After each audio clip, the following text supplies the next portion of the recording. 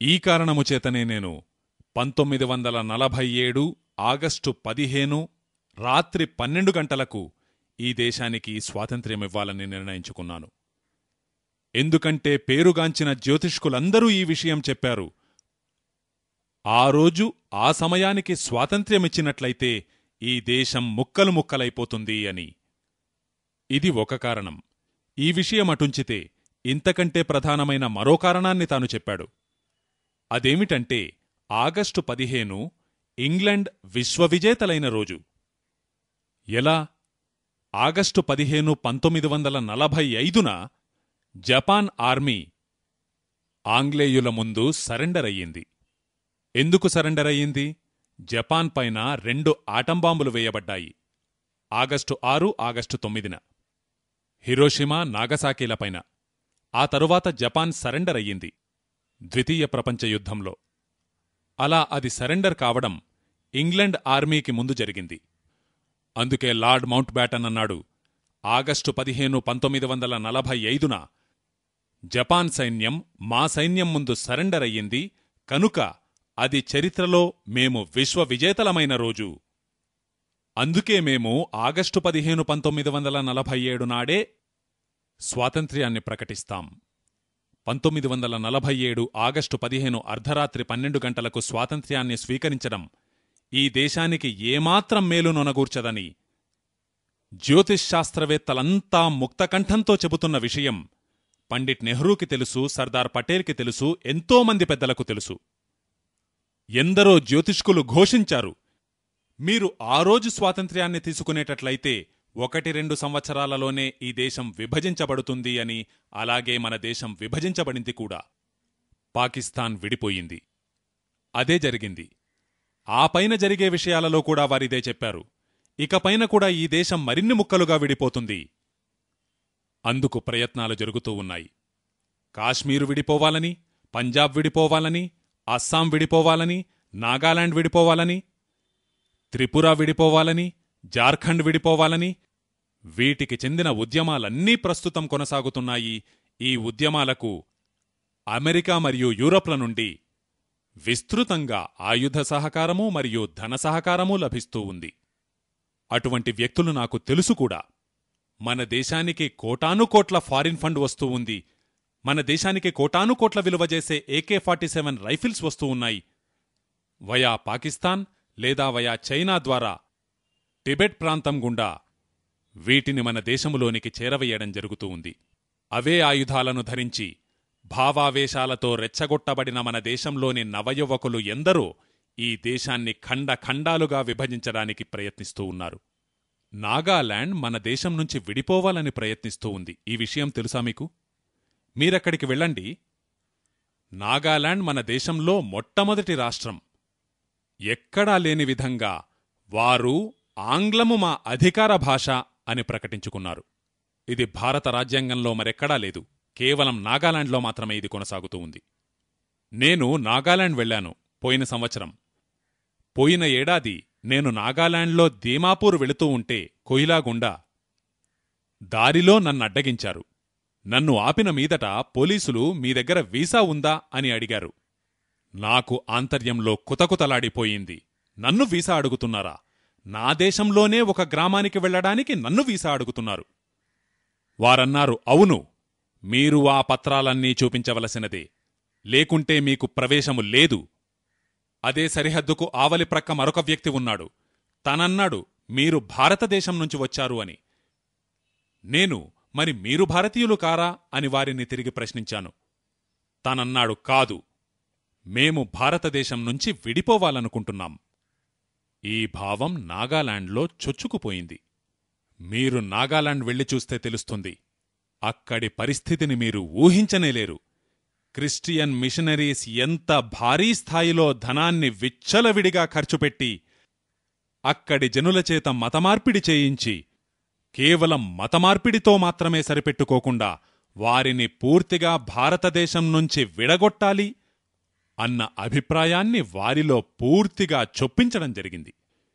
ఇక రేపు మీకు అక్కడ మేము మీ దేశం నుంచి విడిపోతాము అని పోరాటాలు సాగించేవారు బయలుదేరినా ఆశ్చర్యపడనవసరం లేదు. ఇలా భారతదేశంలో 10కి పైగా ప్రాంతాలు తాము ఈ దేశం నుంచి విడిపోవాలని ప్రయత్నిస్తున్నాయి. అందుకుగాను పూర్తి సహకారము, ప్రణాళిక అమెరికాలోని సిఐఏకు చెందిన వారు తయారు చేస్తూ ఉంటారు. ఎందుకంటే బిల్ క్లింటన్ కూడా ఈ విషయం చెప్పాడు. అంతకంటే ముందు రొనాల్డ్ రీగన్ కూడా ఈ విషయం చెప్పాడు. ఏమని? భారతదేశము మరియు చైనా మా హిట్ లిస్ట్లో ప్రథమ స్థానంలో ఉన్నాయి అని. సోవియట్ రష్యాను మేము ముక్కలు చేసేశాం అనుకున్నట్లుగానే ఇక మేము ముక్కలు చేయవలసిన దేశాలు రెండే ఉన్నాయి, చైనా లేదా భారతదేశం. భారతదేశాన్ని ముక్కలు చేయడానికి ఏ పద్ధతులను అవలంబించాలో వారికి తెలుసు. అలాగే చైనాను ముక్కలు చేయడానికి వారు ప్రయత్నాలు కొనసాగిస్తూ ఉన్నారు. ఈ దౌర్భాగ్యం ఈనాటిది కాదు, ఇది 1947 నాటిది. అందుకే నేనంటాను, మనకు వచ్చిన స్వాతంత్ర్యం ఒక పచ్చి అబద్ధం. ఈ స్వాతంత్ర్యం పూర్తిగా నిరర్థకం. మరియొక విషయం చివరిగా, మన దేశానికి చెందిన అత్యున్నత నాయకుడు మహాత్మా గాంధీగారన్నారు, ఈ బ్రిటిష్ పార్లమెంటరీ సిస్టమ్ అనేది ఒక గొడ్రాలు వంటిది, ఒక వేశ్య వంటిది. అహింసావ్రతమే ఆదర్శమై జీవించిన మహనీయుడు. ఆయన నోటినుంచి సాధారణంగా పరుషవాక్కులే రావు. ఆయన నోటి నుండి ఎవరి పట్ల ఎప్పుడూ ఏ విధమైన దూషణ బయటికి రాలేదు. అటువంటి వ్యక్తి బ్రిటిష్ పార్లమెంటరీ సిస్టంను గొడ్రాలని, వేశ్య అని అభివర్ణించారు. అందుకే ఆయన కాంగ్రెస్ను అంతం చెయ్యండి అని చెప్పారు. వీరు కాంగ్రెస్నైతే అంతం చేయలేదు గాని గాంధీని మాత్రం అంతం చేశారు. ఎందుకంటే వారి ప్రతి దుశ్చర్యకు గాంధీజీ అడ్డుతగులుతూ ఉండేవారు. ఆంగ్లేయులు మన దేశాన్ని దోచుకున్న విధంగానే ఈ కాంగ్రెస్ వారు కూడా మన దేశాన్ని దోచుకుంటారు అని అంటుండేవారు వారు. ఎందుకంటే పార్లమెంటరీ డెమోక్రటిక్ సిస్టమ్ మన దేశానికి తగినది కాదు. ఆంగ్లేయులు బలవంతంగా మన దేశంపై రుద్దిన పాలనా వ్యవస్థ అది. ఈరోజు ఆ దోపిడీ ఏ స్థాయికి చేరిందో మనం చూస్తూనే ఉన్నాం. మీకు గుర్తుండే ఉంటుంది, ఈ కాంగ్రెస్ ప్రభుత్వాలు పార్లమెంటుకు వెళ్లిన తరువాత మొట్టమొదటగా ప్రివీ పర్స్ గురించి మాట్లాడారు. మన దేశంలో నాటివరకు రాజ్యాధికారాన్ని చెలాయించిన రాజులు, మహారాజులకు ప్రభుత్వం తరఫున కొంత ధనాన్ని ఇవ్వడం జరుగుతూ ఉండేది. కొందరికి నెలకు ఒకసారి, కొందరికి 6 నెలలకు ఒకసారి, కొందరికి ఏడాదికి ఒకసారి. అందుకుగాను ఆ కాలంలోని ఈ కాంగ్రెస్ ఎంపీలందరూ పార్లమెంట్లో ఎంతో గొడవ చేసేవారు. రాచరిక వ్యవస్థ పూర్తిగా అంతమైనప్పటికీ వీరికి ఎందుకు ప్రివీపర్స్ ఇవ్వడం జరుగుతోంది అని. దానితో ఒక్క పెట్టున ఈ ప్రివీపర్స్ను ఆపివేయడం జరిగింది. ఈరోజు అదే ఎంపీలు మా జీతాలు పెంచమని అడుగుతున్నారు.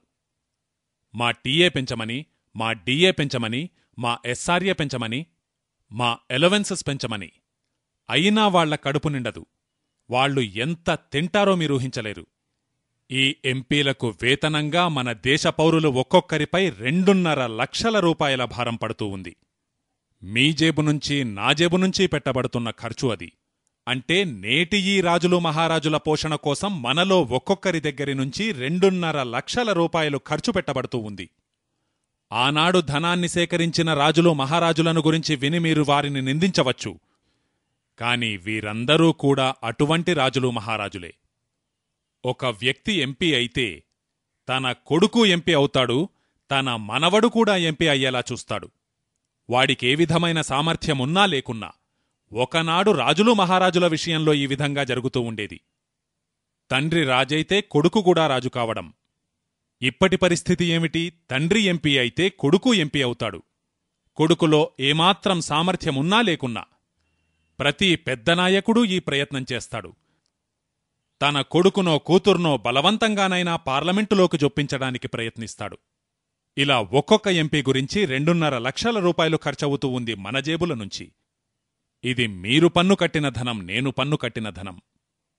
ఆ డబ్బుతో వారు తందానాతానలాడతారు, విలాసాల్లో మునిగి తేలతారు. ఇక ఎన్నోసార్లు ఆ ధనంతో వారు విదేశీ యాత్రలు చేస్తూ ఉంటారు. కొంతమంది ఎంపీలైతే ప్రభుత్వ ధనంతో తమ గుండె ఆపరేషన్ చేయించుకుంటారు. తమ జేబులో నుంచి ఒక్క పైసా బయటికి తీయరు. ప్రభుత్వ ఖజానా నుంచే డబ్బు ఖర్చు కావాలి. ఇలా ఖర్చు పెట్టబడుతూ ఉంటుందా ధనం. అది కూడా ఎటువంటి విచిత్రమైన వంకలతో వీళ్లు విదేశీ పర్యటనలకు బయలుదేరుతారంటే, ఈ మధ్యనే ఒక డెలిగేషన్ బయలుదేరింది, పార్లమెంటు సభ్యులది. వందల కోట్ల రూపాయల పేదల కష్టార్జితం నీళ్లపాలు చేశారు. ఏం చేయడానికి బయలుదేరారు? ఇతర దేశాలలో పార్లమెంటు వ్యవహారాలను సమీక్షించడానికని వెళ్లారు. ఏమి సమీక్షించారు? వాళ్లు సమీక్షించిందేమీ లేదు. వాళ్ల స్వంత అవసరాల కోసం కొన్ని వస్తువులు కొనుక్కుని తెచ్చుకున్నారు. భార్య కోసం చీరలు తెచ్చారు, లిప్స్టిక్లు తెచ్చారు, పౌడర్లు తెచ్చారు, నెయిల్ పాలిష్లు తెచ్చారు. పైగా ఏదో ఘనకార్యం చేసొచ్చినట్లుగా చెప్పుకుంటారు. ఈ పార్లమెంటరీ డెమోక్రటిక్ సిస్టమ్ మనకు తగినది కానే కాదు. ఈ విషయంలో ఎంపీలతో పాటుగా భారతదేశంలోని అసెంబ్లీ సభ్యులందరినీ జోడిస్తే మనలో ఒక్కొక్కరిపై పడుతున్న ఈ 2.5 లక్షల ఖర్చు ఎంతకు చేరుతుందో తెలుసా? 5.5 లక్షలకు. ఈ 5.5 లక్షలకు భారతదేశంలో పార్లమెంటు వ్యవహారాలు నిర్వహించబడడానికి ఒక్కొక్క నిమిషానికి అయ్యే ఖర్చును కూడా జోడిస్తే అది ఒక్కొక్కళ్లపై పడే భారాన్ని 10 లక్షలకు పెంచుతుంది. ఈ దేశంలో ప్రతి వ్యక్తి నుంచి 10 లక్షల రూపాయలు ఖర్చు పెట్టబడుతూ ఉంది కేవలం ఈ గొడ్రాలు వంటి వేశ్య వంటి పార్లమెంటరీ వ్యవస్థ కోసం. ఇది ఈ దేశంలోని పార్లమెంటరీ డెమోక్రటిక్ సిస్టమ్. మరి ఇంతకీ అక్కడ జరిగేదేమిటి? ఏమీ జరగదు, ఒక్క పని తప్ప. బుద్ధి పుట్టినప్పుడల్లా వాకౌట్ చేయడం, బుద్ధి పుట్టినప్పుడల్లా గోల చెయ్యడం. మీరు చూసినట్లయితే ప్రస్తుతం 0 అవర్కి చెందిన గంటసేపు పార్లమెంటరీ వ్యవహారాలు ప్రత్యక్ష ప్రసారం చేయబడుతూ ఉన్నాయి. మీరది గమనిస్తే మీకెప్పుడైనా భారత పార్లమెంటులో జరిగే వ్యవహారాలు మీకు ఒక మాంటెసరీ స్కూల్లో పిల్లలు చేసే గోల కంటే మెరుగ్గా అనిపించాయా? ఎక్కడైతే పిల్లలు పరస్పరం కీచులాడుకుంటూ ఉంటారో, నువ్వు నేను అనుకుంటూ తిట్టుకుంటూ కొట్టుకుంటూ ఉంటారో అంతకంటే ఉన్నతంగా మీకు పార్లమెంటు వ్యవహారాలు గోచరించాయా? ఏ విధంగా పరస్పరం గొడవ పడుతూ ఉంటారో, నువ్వంటే నువ్వని ఎలా తిట్టుకుంటూ ఉంటారో, ఏ రకంగా పరస్పరం ఒకళ్ల బట్టలొకళ్ళు ఊడదీసుకోవడానికి ప్రయత్నిస్తూ ఉంటారో, అది చూసిన వాళ్ళెవరైనా వీళ్లు ఈ దేశంలో ప్రజాప్రతినిధులైన ఎంపీలు అని ఊహించగలరా? ఇక అక్కడి వ్యవహారాలు పక్కన పెడితే ఒకసారి మా ఉత్తరప్రదేశ్లోనే ఏం జరిగిందంటే, మైకును విరగ్గొట్టి దబేలుమని పక్క వ్యక్తి నెత్తిమీద కొట్టారు. ఇది వీళ్లు చేసే ఘనకార్యం. పేపర్ వెయిట్లు తీసుకుని టపీమని విసిరికొట్టేసరికి వాళ్ల తలలు పగిలాయి. ఇది మా దగ్గర జరిగింది ఉత్తరప్రదేశ్లో. ఇక బీహార్ అసెంబ్లీలోనైతే రోజూ ఇదే వాలకం. ఎప్పుడు ఎవరు ఒక పేపర్ వెయిట్ తీసుకుని మరొకరి తల పగులగొడతారో చెప్పలేం. అంటే ఈ దేశంలో ఒక్కొక్క వ్యక్తిపైన 10 లక్షల భారం పడుతూ ఉంది ఈ ఒక్కొక్క ఎంపీ గురించి, పార్లమెంటులో జరిగే ఒక్కొక్క నిమిషపు వ్యవహారాల గురించి. ఆ పార్లమెంటు మనకిస్తున్నదేమిటి?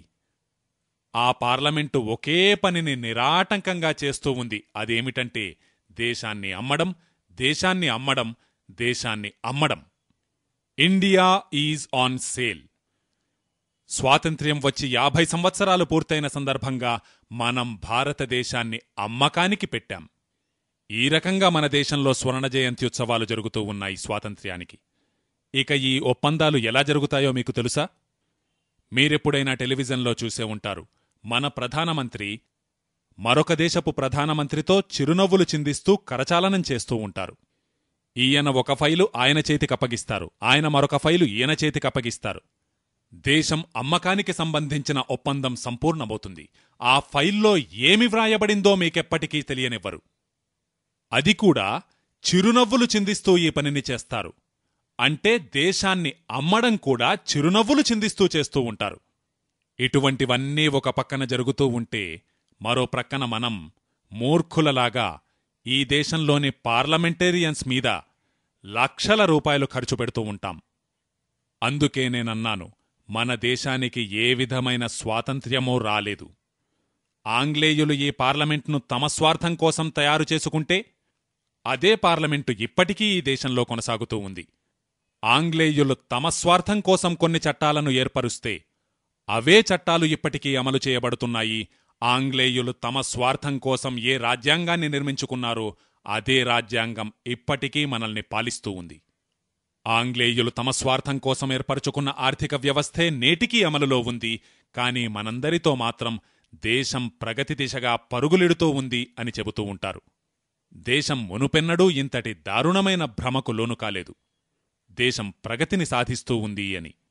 మనమనుకుంటున్న ప్రగతికి ఆధారాలేమిటో చూడండి.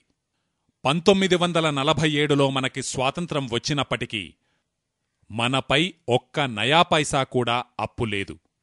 మరి ఇప్పుడు ఎంత ప్రగతిని సాధించింది?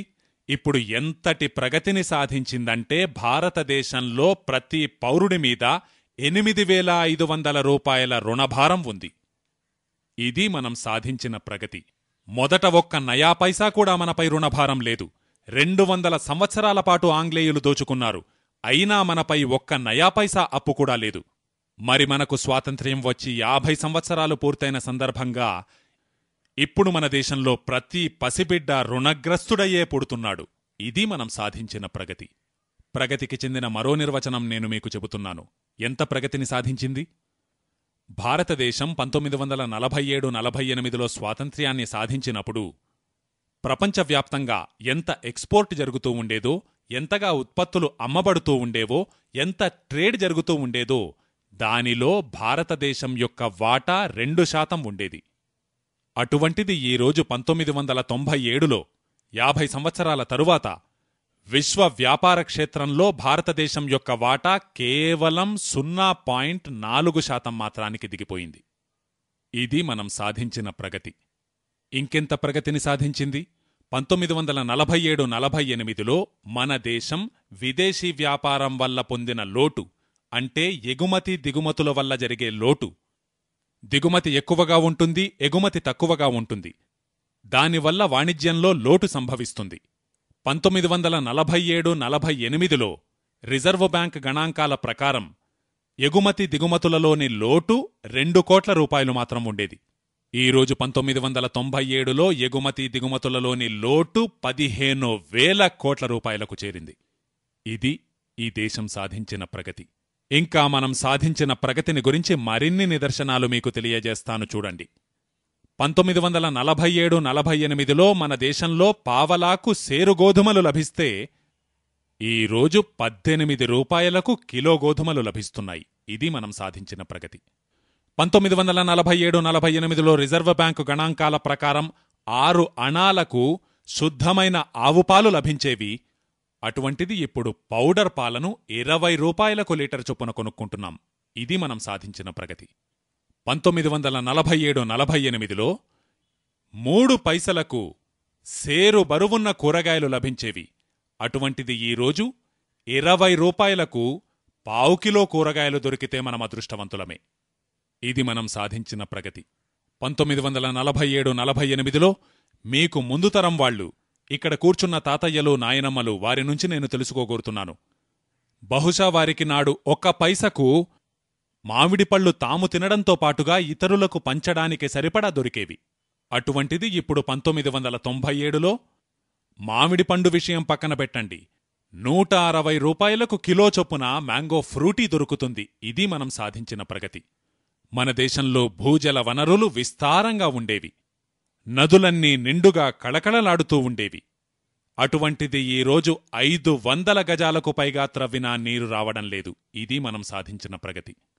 క్రమక్రమంగా పరిస్థితి ఏ స్థాయికి దిగజారిందంటే, ఒకప్పుడు మన వాళ్లు విశాలమైన సరస్సులను చూసి ఆనందించేవారు, విస్తారమైన జలసంపదతో నిండి ఉన్న నదులను చూసి ఆనందించేవాళ్లు, సరస్సులను చూసి ఆనందించేవాళ్లు.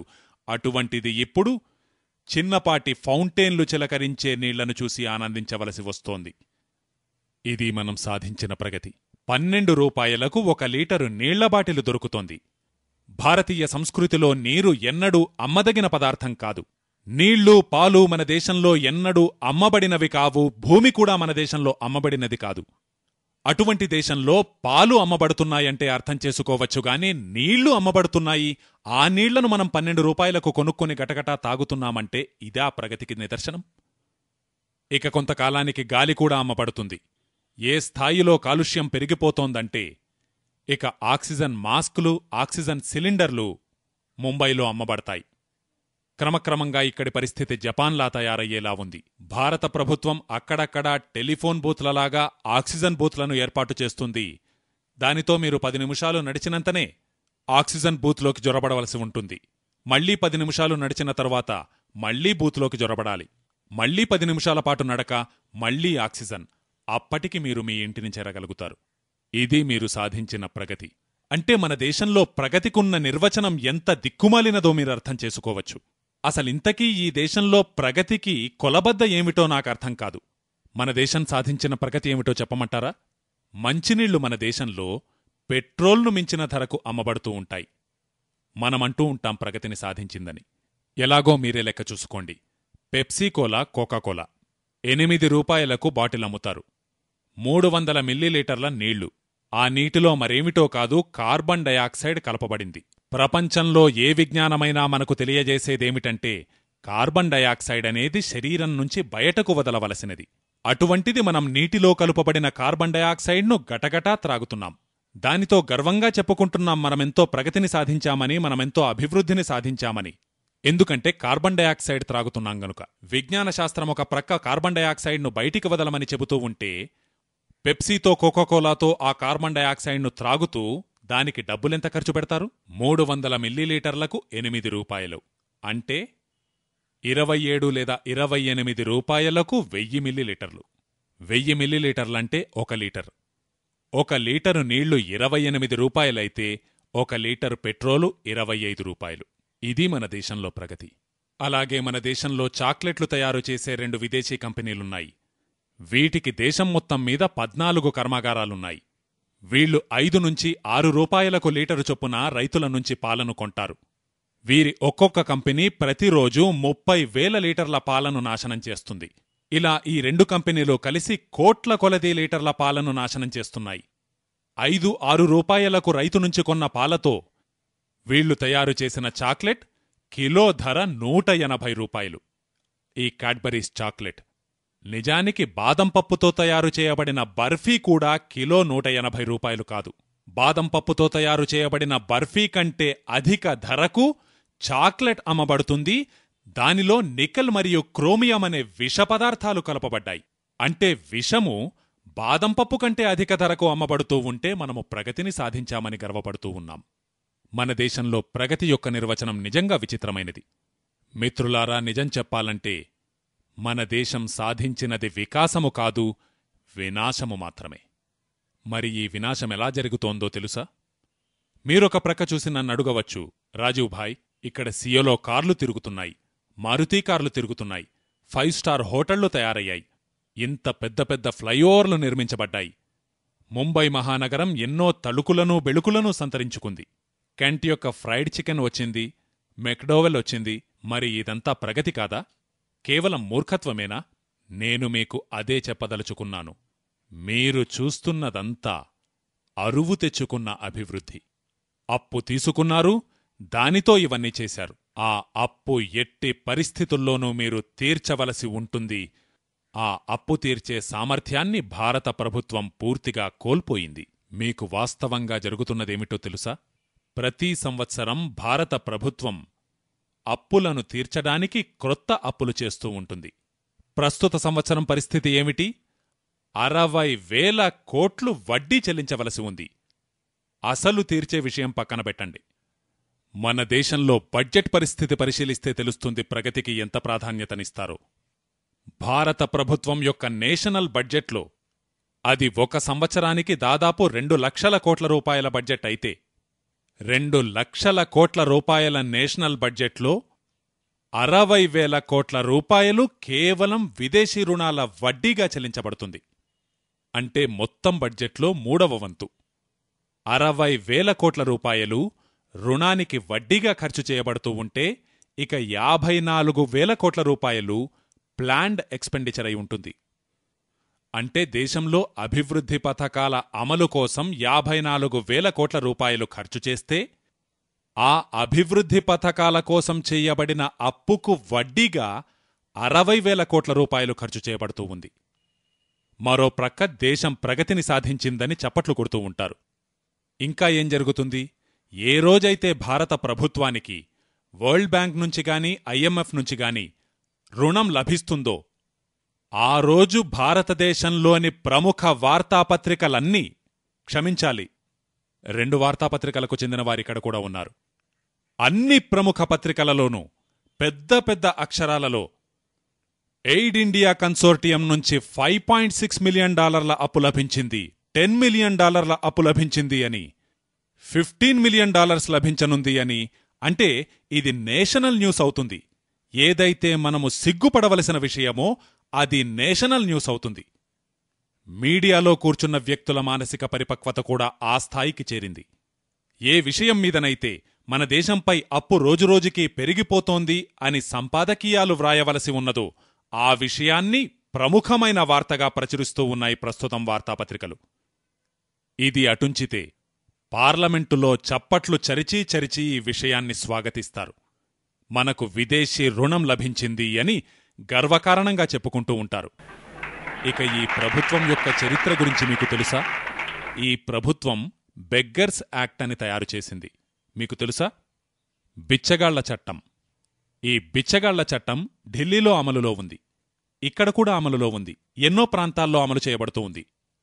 ఏమిటది? ఎవరైనా బిచ్చగాడు 5 పైసలు బిచ్చమడిగితే, 50 పైసలు అడుక్కుంటే, రూపాయి ఇవ్వమని అడుక్కుంటే ఆ వ్యక్తిని అరెస్టు చేసే అధికారం పోలీసుకుంది. ఇదే బెగ్గర్స్ యాక్ట్. అంటే ఎవరైతే 10 పైసలుగాని 50 పైసలుగాని రూపాయిగాని అడుక్కుంటారో వారిని జైళ్లలో బంధిస్తారు. అటువంటిది వీరు 5,000 కోట్లు అడుక్కుని తెచ్చుకుని పార్లమెంటులో కరతాళధ్వనుల మధ్య ఘనంగా చెప్పుకుంటారు. వీళ్లని జైల్లో బంధించడానికి లేదు. ఒక్కసారడగండి, పాపమొక వ్యక్తి 50 పైసలు అడుక్కుంటున్నాడు, పేదవాడు, దయనీయమైన స్థితిలో ఉన్నాడు. అటువంటి వారిని పట్టుకుని తిహార్ జైల్లో బంధిస్తున్నారు. మరో ప్రక్క 5,000 కోట్లు అడుక్కుని తీసుకువచ్చిన వారికి బెస్ట్ ఫైనాన్స్ మినిస్టర్ అని అవార్డులిస్తున్నారు. ఇదే ఈ దేశానికి పట్టిన దౌర్భాగ్యం. ఇలా విదేశీయుల నుంచి తెచ్చిన అప్పుతోటే ఈ ఆర్భాటాలన్నీ కొనసాగిస్తూ ఉన్నారు. మీకు తెలుసా, ప్రపంచంలో ఏ దేశాలు విదేశీ రుణాలపై ఆధారపడి అభివృద్ధిని సాధించాయో ఆ దేశాలన్నీ బ్యాంక్రప్ట్ అయిపోయాయి, దివాళా తీశాయి. మీరా విషయం నిర్ధారించుకోవాలనుకుంటే మెక్సికో కథను చదవండి. మీరా విషయం తెలుసుకోవాలనుకుంటే బ్రెజిల్ కథను చదవండి. మీరా విషయం తెలుసుకోవాలనుకుంటే కోస్టారికా కథను చదవండి. కొలంబియా కథ వినండి. ఇథియోపియా కథ వినండి. సొమాలియా కథ వినండి. ఇథియోపియాలోనూ సొమాలియాలోనూ ఏం జరిగిందో మీకు తెలుసా? ఆ దేశము దగ్గర ఎంతో నేషనల్ ప్రాపర్టీ ఉన్నప్పటికీ నేడు ఆ దేశం ఆకలి చావులతో అంతమయ్యే స్థితికొచ్చింది.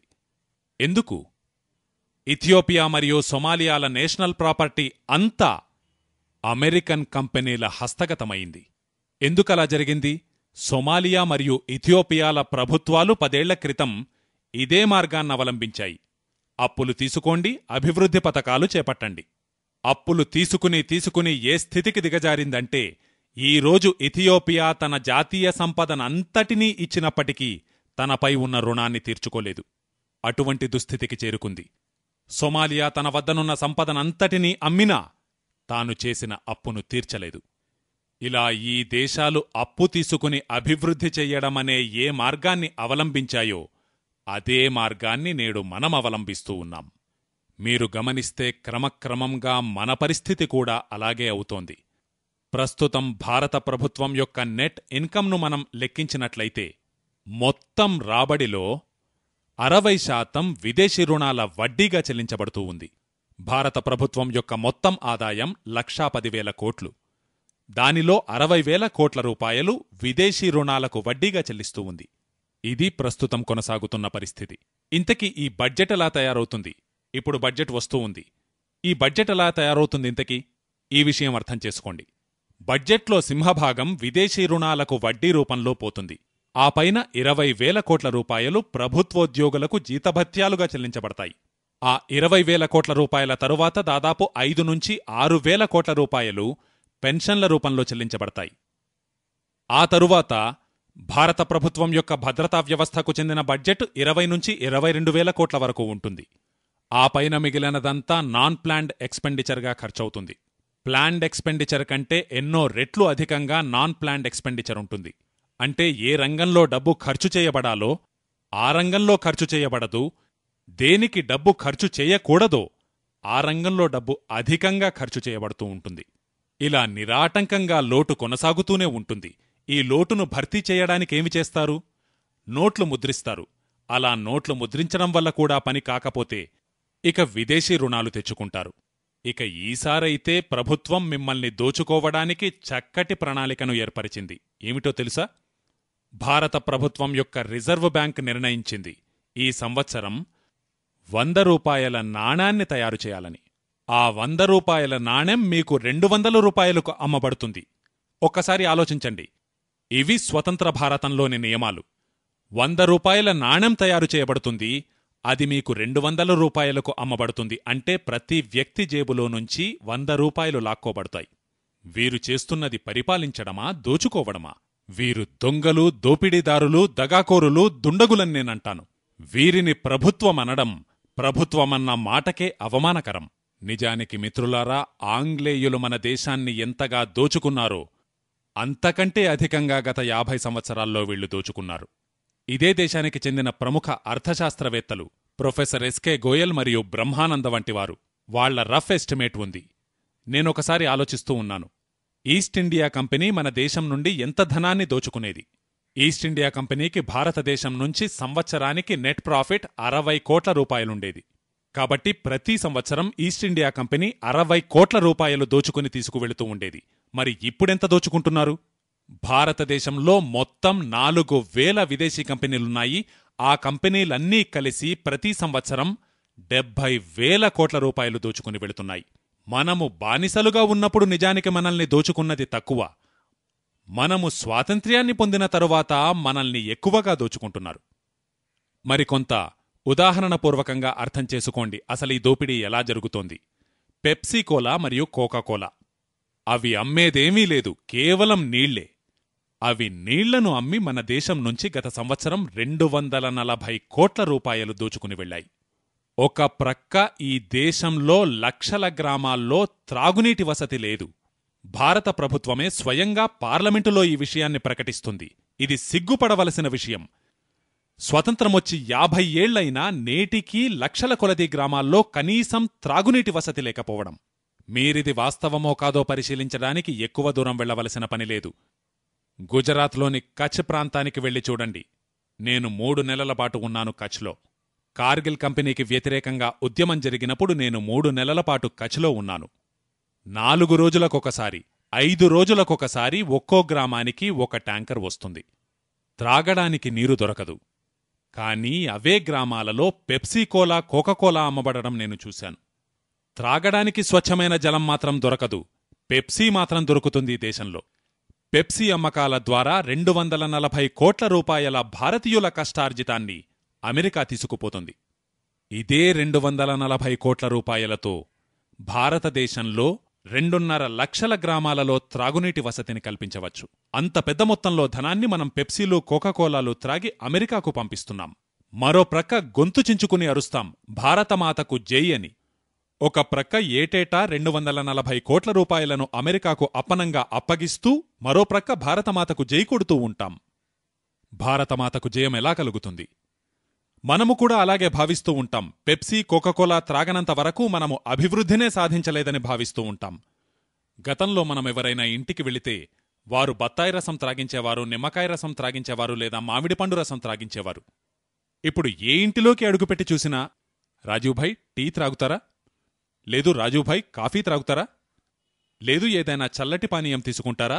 పెప్సీగాని, కోకాకోలాగాని త్రాగుతారా? అంటే టీ త్రాగించి చంపాలి రాజూభాయ్ని. ఎందుకంటే దానిలో కెఫీను, నికోటిన్ రెండూ ఉన్నాయి. రెండూ విషపదార్థాలే. కాఫీ త్రాగించి కూడా రాజూభాయ్ని చంపించడమే. ఇక ఆ పైన ఈ చల్లటి పానీయాలతో ఇంకా త్వరగా రాజూభాయ్ని చంపించడం.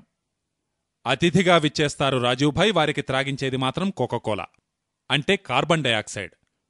బుద్ధి ఎలా మొద్దుబారిపోయిందంటే ఒక్క క్షణం కూడా మనమేం చేస్తున్నామన్నది ఆలోచించలేకపోతున్నాం. అభివృద్ధి పేరుతో జరుగుతున్నదిది. ఇక ఒక్కొక్క కంపెనీ మన దేశానికి వస్తుంది. ఉదాహరణకు ఒక కంపెనీ ఉంది, కోల్గేట్ పామోలివ్. అమెరికాకు చెందిన కంపెనీ మన దేశానికి వచ్చింది. కేవలం 50,000 పెట్టుబడితో అది మన దేశంలో వ్యాపారాన్ని ప్రారంభించింది. ఈరోజు కోల్గేట్ పామోలివ్ ప్రాఫిట్ సంవత్సరానికి 180 కోట్ల రూపాయలు. 50,000తో వ్యాపారం ప్రారంభించిందది. హిందుస్థాన్ లివర్ హాలండ్కి చెందిన కంపెనీ. దాని అసలు పేరు యూనిలివర్. వ్యాపారం కోసం మన దేశానికి వచ్చింది. 24 లక్షల రూపాయలతో వ్యాపారాన్ని ప్రారంభించింది. ఈరోజు ఆ కంపెనీ యొక్క ప్రాఫిట్ 480 కోట్ల రూపాయలు ప్రతి సంవత్సరం. కొన్ని లక్షల రూపాయలు తీసుకువస్తారు, ఇక్కడి నుంచి కొన్ని 100 కోట్ల రూపాయలు దోచుకుని తీసుకువెళతారు. వారు మన దగ్గర పెట్టుబడులు పెట్టడం కాదు, మూలధనం మన దగ్గరి నుంచి వారి దగ్గరికి వెళుతోంది. పేద దేశాలన్నింటి పరిస్థితి ఇంతే. ప్రపంచవ్యాప్తంగా 120 పేద దేశాల నుంచి ఎంత అత్యధికంగా మూలధనం ఈ ధనిక దేశాలకు వెళ్ళిందో మీరు ఊహించలేరు. అంకటాడ్ వారు గత సంవత్సరం సమర్పించిన గణాంకాల ప్రకారం, United nations commission and trade and development వారి లాస్ట్ ఇయర్ బుక్లెట్లో తెలియజేయబడిన గణాంకాల ప్రకారం, వాటిని ఉదహరిస్తున్నాను. 120 దేశాలకు సంవత్సరానికి ధనిక దేశాల నుంచి దాదాపు $500 బిలియన్ మూలధనమొస్తుంది. రుణం రూపేణా, ఫారిన్ డైరెక్ట్ ఇన్వెస్ట్మెంట్ రూపేణా, ఫారిన్ ఎయిడ్ రూపేణా. ఇదే పేద దేశాల నుంచి ప్రతి సంవత్సరం ధనిక దేశాలకు వెళ్లే ధనరాశి $745 బిలియన్, $745 బిలియన్ వెళుతుంది. $500 బిలియన్ అక్కడి నుంచి వస్తుంది. అక్కడి నుంచి వచ్చేది తక్కువ, అక్కడికి వెళ్లేది ఎక్కువ. నిజానికి వారు మన దగ్గర పెట్టుబడులు పెట్టడం కాదు, మనమే వారికి మూలధనాన్ని సమర్పించుకుంటున్నాం.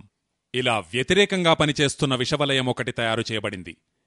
ఇదే విషవలయాన్ని నిరాటంకంగా కొనసాగించడానికి గాను లిబరలైజేషన్ ఉంది, గ్లోబలైజేషన్ ఉంది, గ్యాట్ ఉంది, IMF ఉంది, వరల్డ్ బ్యాంక్ ఉంది, WTO ఉంది. ఇటువంటి సంస్థలన్నీ ఇదే దోపిడీని నిరాటంకంగా కొనసాగించడానికి పనిచేస్తూ ఉన్నాయి.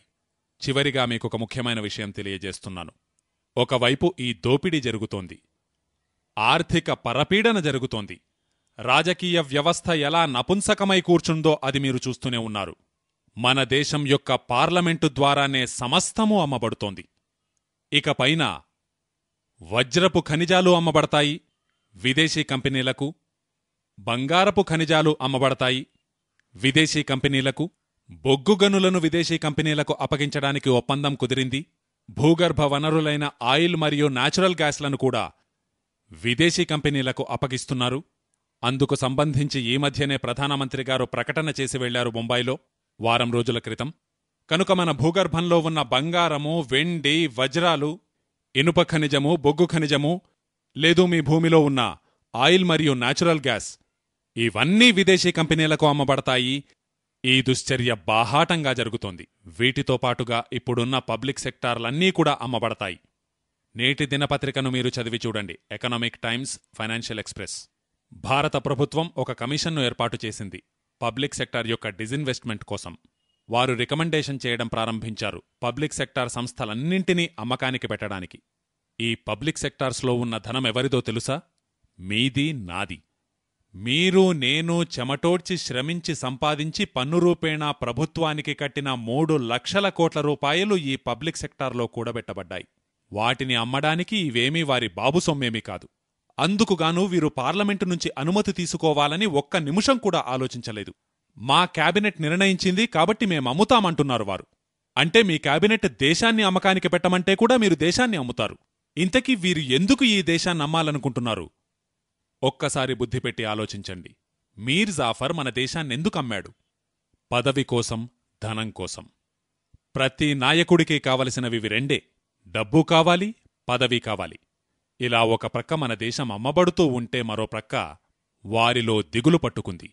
ఈ దోపిడీని గురించిన నిజానిజాలను ఉన్నట్లు గ్రహించిన నవయువకులు మన దేశంలో బయలుదేరితే, ఒక రాజీవ్ దీక్షిత్, ఒక అతుల్ షా, లేదు XYZ ఇటువంటి వారెవరైనా ఎదురు తిరిగితే ఇక మరో వివేకానందుడు కూడా పుట్టుకురావచ్చన్న భయం పట్టుకుంది.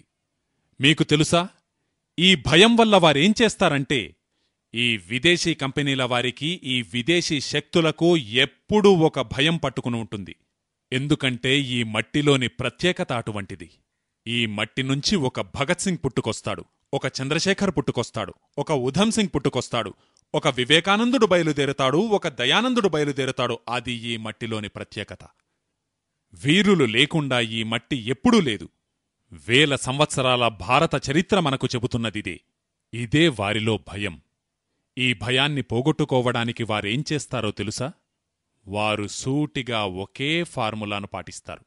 భారతదేశంలోని ఏ నవయువకుడు ఒక వివేకానందుడుగా తయారు కాకుండా ఉండాలని భారతదేశంలోని యువకులందరినీ మైకేల్ జాక్సన్లుగా తయారు చేయడానికి ప్రయత్నిస్తూ ఉంటారు. వారికి భరోసా, అందరూ మైకేల్ జాక్సన్లైతే ఇక ఈ దేశాన్ని అమ్మకానికి పెట్టినా ఎవరూ అడ్డురారు. ఈ దేశాన్ని అమ్మే పనికే అందరూ సహకరిస్తారు. భారతీయ సంస్కృతిని విక్రయించడానికే వారు ఉపక్రమిస్తారు. అందుకు భిన్నంగా ఒక వివేకానందుడు బయలుదేరితే ఈ మల్టీనేషనల్ కంపెనీలను తరిమి వెళ్లగొడతాడు. ఈ భయంతో వారేం చేస్తున్నారో తెలుసా? భారతీయ యువతను నిర్వీర్యం చెయ్యాలి. ఇదే వారి 1 పాయింట్ ప్రోగ్రాం. ఈ 1 పాయింట్ ప్రోగ్రాంతోటే వారు జీటీవీని తీసుకువచ్చారు, సిఎన్ఎన్ను తీసుకువచ్చారు, స్టార్ టీవీని తీసుకువచ్చారు, ప్రైమ్ స్టార్ వచ్చింది, +21 వచ్చింది, వగైరా వగైరా 14-15 ఛానళ్లు ప్రస్తుతం మన దేశంలో ప్రసారమవుతూ ఉన్నాయి. రాత్రింబవళ్లూ ఆ ఛానళ్లలో చూపించేది వినోద కార్యక్రమాలు కాదు. అవి నా యొక్క మరియు మీ యొక్క శీలాన్ని సర్వనాశనం చేసే సాధనాలు. నేను తరచుగా అందర్నీ అడుగుతూ ఉంటాను, నిన్నటి వరకు మీ ఇంట్లో యాంటెనా కూడా లేదు, అటువంటిది ఈరోజు డిష్ యాంటెనా ఎందుకు పెట్టుకున్నారు? అంటే వారంటారు, వినోదాలుండాలి కదా, డిష్ యాంటెనా లేకపోతే వినోదాలెలా సాధ్యం? అలా డిష్ యాంటెనా పెట్టుకోగలిగేవారు డిష్ యాంటెనా పెట్టుకున్నారు. ఎవరైతే డిష్ యాంటెనా పెట్టుకోలేరో వారు కేబుల్ కనెక్షన్ తీసుకున్నారు. నిజంగా మన దేశంలో వీరందరూ చెప్పుకోదగ్గవారే. తమ ఇళ్లలో నిప్పు రాజేసుకుంటున్నారు, పక్క ఇళ్లనూ తగులబెడుతున్నారు. ఇంటింటిలోనూ డిష్ యాంటెనా, ఇంటింటిలోనూ కేబుల్ కనెక్షన్. ఏ ఇంట్లోకైనా వెళ్ళి ఏం చేస్తున్నారు అని అడిగితే వారంటారు, రాజీవ్ భాయ్, రోజంతా కష్టపడి శ్రమిస్తాం, కొద్దిగా అయినా వినోదముండాలి కదా. సరే, వినోదముండాలి. ఏమిటా వినోదం? చిన్న చిన్న పిల్లలు కూర్చుని ఉంటారు, వారితో పాటు వారి తల్లిదండ్రులు కూర్చుని ఉంటారు, వారితో పాటు వారి నాయనమ్మ తాతయ్య కూర్చుని ఉంటారు, వారితో పాటు వారి అమ్మమ్మ తాతయ్య కూర్చుని ఉంటారు. 3 తరాల వారందరూ కూర్చుని టీవీ చూస్తూ ఉంటారు. టీవీలో ఏమొస్తూ ఉంటుంది? ఏటీఎన్. ఆ ఏటీఎన్లో ఏమొస్తూ ఉంటుంది? చోళీకే పీఛే క్యా హై, చీజ్ బడీ హై మస్త్ మస్త్. మీరు మీ గుండెపై చెయ్యి వేసుకుని నాతో నిజం చెప్పండి, రవిక వెనకాల ఏముంది అన్న అర్థంతో సాగే ఆ పాటను వింటే మీకు వినోదమే కలుగుతూ ఉందా, లేదు మీలో మరేమైనా కలుగుతూ ఉందా? ఒడలి అందాలను అంగడి వస్తువుల్లా తెరచిచూపే పాటలు చూస్తూ ఉంటే మీకు కలిగేది వినోదమా, మరేమైనానా? నేను ముఖ్యంగా నవయువకులతో, బాలురతో ఈ ప్రశ్న వేస్తున్నాను. నా ఎదురుగా మా అమ్మ ఉందనుకోండి, మీ ఎదురుగా మీ అమ్మ ఉందనుకోండి, టీవీలో పాట వస్తూ ఉంది, చోళీకే పీఛే క్యా హై అని. మీరు మీ తల్లిని ప్రశ్నించగలరా, నీ రవిక వెనుక ఏమున్నదని? నా చెంత నా సోదరి ఉన్నదనుకోండి, ప్రతి ఏటా నా మణికట్టుపై రాఖీని కట్టి నా శ్రేయస్సు కోసం భగవంతుణ్ణి ప్రార్థించే నా చెల్లెలు నా చెంతనున్నదనుకోండి, మరో ప్రక్క టీవీలో స్త్రీని ఆటబొమ్మతో పోలుస్తూ తూ చీజ్ బడీ హై మస్త్ మస్త్ అన్న గానం వినిపిస్తూ ఉంటే మీలో ఎంత క్లేశం కలుగుతుందో ఊహించండి. ఏ పాటను మనం మన అమ్మ ముందు పాడలేమో, ఏ పాటను మనం మన చెల్లె ముందు పాడలేమో, అటువంటి పాటలను ప్రతి పిల్లవాడికి ఈ దేశంలో ఎందుకు చూపిస్తూ ఉన్నారు? ఇటువంటి పాటలను వ్రాసేవారి పరిస్థితిని నేను అర్థం చేసుకోగలను. ఎందుకంటే వారు వారి అంతరాత్మను అమ్ముకున్నారు, వారి దేహాన్ని అమ్ముకున్నారు. ఇటువంటి పాటలు వ్రాసేవారి ఆత్మకు భగవంతుడు ఎంత త్వరగా శాంతిని కల్పిస్తే అంత మంచిది. కాని అంతకంటే నాకు కోపం తెప్పించే విషయం, ఏ ఇళ్లలో ఇప్పటికీ భారతీయ సంస్కృతిని గురించి మాట్లాడుతూ ఉంటారు. ఏ దేశంలో చిన్ననాటి నుంచి ఎత్ర నార్యస్తు పూజ్యంతే రమంతే తత్ర దేవతాహ అని నేర్పించబడిందో, అదే దేశంలో స్త్రీని బజారు వస్తువుతో పోలుస్తూ తూ చీజ్ బడీ హై మస్త్ మస్త్ అన్న పాటలు వినిపిస్తూ ఉన్నాయి. నేటి నవయువకుల నోటి వెంట ఇటువంటి పాటలు వింటూ ఉన్నప్పుడు భారతీయ సంస్కృతి సర్వనాశనమైపోయిందనిపిస్తుంది నాకు. మన దేశంలో యువకులు పాడవలసినది అమరవీరుడు భగత్ సింగ్ పాడిన మెర రంగ్ దే బసంతీ చోలా అన్న పాట. కాని వారు పాడుకుంటున్నది చోళీకే పీఛే క్యా హై. ఇలా సంస్కృతి సర్వనాశనమైపోతూ ఉంది. ఇది వినోదం కాదు. నేడు ఇంటింటికీ ఈ నిప్పు రాజుకుంది. ఇంకా మంటలు విస్తరించలేదు, ఇప్పుడిప్పుడే రాజుకుంటూ ఉన్నాయి. ఇవే మంటలు విస్తరించినట్లయితే ఇక మీ పిల్లలు ఏమేమి చేస్తారో మీ కళ్లతో మీరు చూడలేరు. ఇప్పుడు వచ్చిన ఈ టెలివిజన్ చూపించేది 2 అంశాలను. అది సెక్స్ యొక్క వల్గారిటీ అయినా చూపిస్తుంది, లేదు వయలెన్స్ని, హింసను చూపిస్తుంది. వారు ఏ స్థాయిలో ఈ సెక్స్ను, వైలెన్స్ను చూపిస్తున్నారంటే, మీరు గొప్ప డాక్టరవుతారని, గొప్ప ఇంజనీరవుతారని, గొప్ప సైంటిస్టవుతారని కలలుగంటూ ఉన్న మీ చిన్నారి పొన్నారి పిల్లలు వీటిని చూస్తూ వీటి దారుణ దుష్ప్రభావానికి లోనవుతున్నారు. నేను అలహాబాదులో ఈ డిష్ యాంటెనా ఉన్నవారు, కేబుల్ కనెక్షన్ ఉన్నవారి ఇళ్లను గురించి సర్వే చేయించాను. పిల్లలు సగటున రోజుకు 5 గంటల పాటు టీవీ చూస్తూ ఉన్నారు. కనీసం 5 గంటలు. జరుగుతున్నదేమిటి? స్కూల్ నుంచి వస్తారు, పుస్తకాల మూటను అవతల పడేస్తారు, టీవీ మొదలు పెడతారు. ఇప్పుడు వాళ్ల అమ్మ తనను భోంచేయమంటే టీవీకి ముందే, తనను హోంవర్క్ చేయమంటే టీవీకి ముందే, వాళ్లను ఆడుకోవడానికి వెళ్లమని వాళ్ల అమ్మ చెబితే కూడా మేము వెళ్లము, ఎందుకంటే టీవీలో చిత్రహారు వస్తోంది. పొరిగింటి పిల్లలు మీ ఇంటికి రారు, మీ ఇంటి పిల్లలు పొరిగింటికి వెళ్లరు. ఎవరిళ్లలో వారు కూర్చుని టీవీ చూస్తూ ఉంటారు. పిల్లలు కలసి ఆడుకునే ఆటపాటలు మరిచిపోయారు. ఒకరితో కలిసి ఒకరు కేరింతలు కొట్టడం మరిచిపోయారు. కేవలం టీవీలకు అతుక్కుపోయారు. ఈ టీవీ పట్ల ఆకర్షణ ఎంత దారుణంగా ఉంటుందంటే, నేను పిల్లల విషయం కాదు, పెద్దల విషయం చెబుతున్నాను. ఒక్కసారి చూడడం మొదలయ్యిందంటే ఈ సన్నివేశం బాగోలేదు అని మీకు అనిపిస్తూ ఉన్నా మీరు లేచి దాన్ని ఆపివేయాలని మీకనిపించదు. అంతగా బానిసలైపోతారు.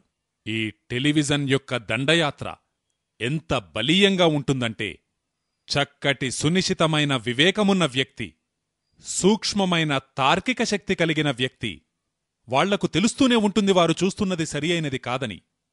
అయినా వారు లేచి ఆ టీవీని ఆపేయలేకపోతారు. అంతగా బానిసలైపోతారు. అంత బలీయంగా అది మనల్ని లోబరుచుకుంటుంది. ఇక రాత్రింబవళ్ళూ మీ పిల్లలు ఆ టీవీని చూస్తూ ఉంటే నేను కొన్ని క్యాల్క్యులేషన్స్ చేశాను. ఒక 3 ఏళ్ల పిల్లవాడు టీవీని చూస్తూ ఉంటే తన ఇంట్లో కేబుల్ కనెక్షన్ ఉండి 12-13 ఛానల్స్ వారి టీవీలో ప్రసారమవుతూ ఉంటే రోజుకి 5 గంటల చొప్పున ఆ బాలుడు 20 సంవత్సరాల వయస్సొచ్చే నాటికి తన కళ్లముందు 33,000 హత్యలు చూసి ఉంటాడు. 33,000 మర్డర్లు. అలాగే దాదాపు 72,000 సార్లు ఆ వ్యక్తి రేప్ కేసులను చూస్తాడు లేదా మాలెస్టేషన్ కేసులను చూస్తాడు. మీకొక గంభీరమైన విషయం చెబుతున్నాను, ఒక్కసారి ఆలోచించండి. మోహన్ దాస్ కరమ్చంద్ గాంధీ అన్న ఒక పిల్లవాడు హరిశ్చంద్రుని నాటకం చూసిన తరువాత సత్యవాదిగా మారిపోయాడు.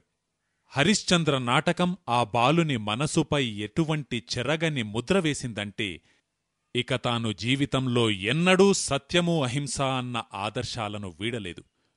అటువంటిది 30,000 సార్లు మర్డర్లు చూసినవారు, 72,000 సార్లు రేప్ కేసులు చూసినవారు, వారి పరిస్థితి ఎలా ఉంటుందో ఊహించండి.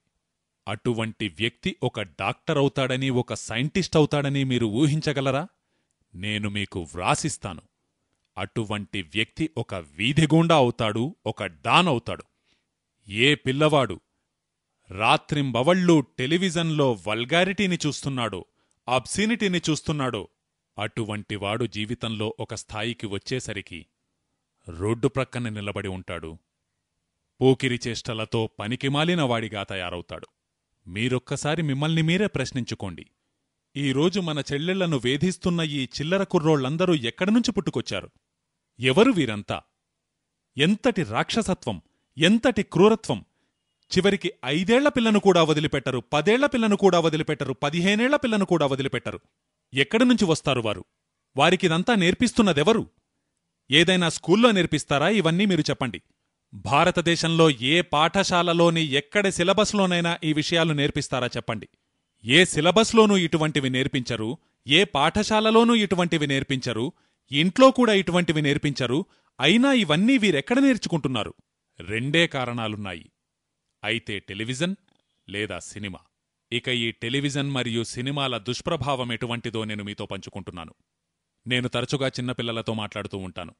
ఒకసారి అహ్మదాబాద్లోని నా మిత్రుడి 3 ఏళ్ల కొడుకును అడిగాను, నీ హీరో ఎవరు అంటే తనన్నాడు సంజయ్ దత్. ఎందుకు? మహాత్మాగాంధీ కాదా అంటే కాదు. భగత్ సింగ్ కాదా? కాదు. చంద్రశేఖర్ కాదా? కాదు. స్వామి వివేకానందుడు కాడా? కాదు. వీరిలో ఎవ్వరూ నాకు హీరో కాదు. నా హీరో సంజయ్ దత్. మరి ఎందుకు నీ హీరో సంజయ్ దత్ అని అడిగితే తనంటాడు, రాజీవ్ అంకుల్, తను 25 అంతస్తుల బిల్డింగ్ మీద నుంచి దూకినా తనకి ఏ దెబ్బా తగలదు, తన బట్టలు కూడా చెరగవు. ఆ సంజయ్ దత్ అన్న వ్యక్తి మోటార్ సైకిల్ నెక్కి గోడలను కూడా కూలగొట్టుకుంటూ నడుపుకుంటూ పోతాడు.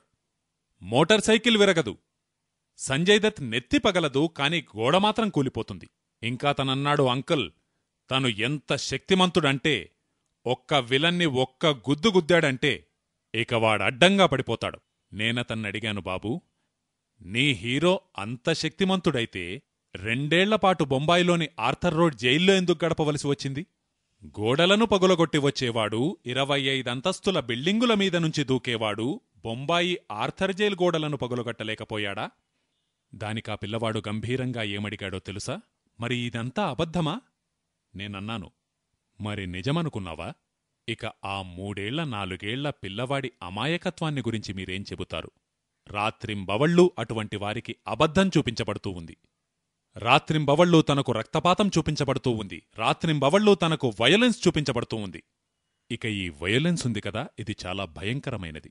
జరిగేదేమిటంటే, ఎన్నిసార్లు మీ పిల్లలు మర్డర్ సీన్లు చూస్తారో, ఎంత ఎక్కువగా మీ పిల్లలు రక్తపాతాన్ని చూస్తారో, అంత ఎక్కువగా వారి హృదయం నుంచి దయ, కరుణ, ప్రేమ అంతమైపోతూ ఉంటాయి. మన పెద్దలు ఒక మాట అంటూ ఉంటారు, దయయే ధర్మానికి మూలం. నా హృదయంలో దయలేకపోతే ఇక నేను ధర్మాన్నేం పాటిస్తాను? అందుకే ఇలా విచ్చలవిడిగా చూపించబడుతూ ఉన్న వయలెన్స్ చాలా భయంకరమైనదని నేను భావిస్తాను. వీటిని వారు ఉద్దేశ్యపూర్వకంగా చూపిస్తున్నారు. వారి దగ్గర మంచి కార్యక్రమాలు లేక కాదు. మంచి కార్యక్రమాలను రూపొందించగలిగేవారు ఉన్నారు, మంచి కార్యక్రమాలను ప్రసారం చేయడానికి సిద్ధంగా ఉన్నవారు ఉన్నారు. కానీ వీరు ఉద్దేశ్యపూర్వకంగా ఆ రెండింటినే, ఆ మితిమీరిన సెక్స్ మరియు వయలెన్స్నే చూపిస్తూ ఉంటారు. ఈ హింసాపూరితమైన దృశ్యాలను వేలాదివేలసార్లు చూసి చూసి చూసి మనమే స్థాయిలో మన సున్నితత్వాన్ని కోల్పోయామంటే, 1984లో భోపాల్లో 10,000 మంది చనిపోయినా ఎవ్వరి కంటి నుండి కన్నీటి చుక్క కూడా రాలలేదు. అంతగా మొద్దుబారిపోయాం మనం. సినిమాల్లో మర్డర్లు చూసి చూసి, టెలివిజన్లో హింసాత్మక దృశ్యాలు చూసి చూసి మన హృదయంలోని కరుణ పూర్తిగా ఎండిపోయింది. మన హృదయంలోని దయ పూర్తిగా అంతమైపోయింది. మన కళ్లముందే ఏదైనా హత్య జరిగినా మనమా ప్రక్కనుంచే మనత్రోవన మనం పోతూ ఉంటాం. మనలోని మానవత్వం, మనలోని సున్నితత్వం మొద్దుబారిపోతాయి. టెలివిజన్ యొక్క ప్రభావం అంత దారుణంగా ఉంటుంది. అందుకే నేను మీతో 2 విషయాలు చెప్పడానికి వచ్చాను. ఒక ప్రక్కన ఏ దోపిడీ జరుగుతోందో దీన్ని ఆపండి, లేకుంటే ఈ దేశం మిగలదు. మరోవైపు ఈ టెలివిజన్ యొక్క దండయాత్ర ఏదైతే జరుగుతుందో దీన్ని ఆపండి, లేకుంటే మీ ఇల్లు మిగలదు. దేశాన్ని సంరక్షించుకోవడం, సమాజాన్ని సంరక్షించుకోవడం వంటివి చాలా పెద్ద విషయాలు. నేను మిమ్మల్ని సవినయంగా ప్రార్థిస్తున్నాను, మీ ఇంటిని మీరు రక్షించుకోండి. మీ ఇంటిని మీరు కాపాడుకోమని చెప్పడానికి కారణం, ప్రతి మమ్మీకి, ప్రతి డాడీకి తమ సంతానం కంటే ప్రపంచంలో ప్రియమైనది మరొకటుండదు.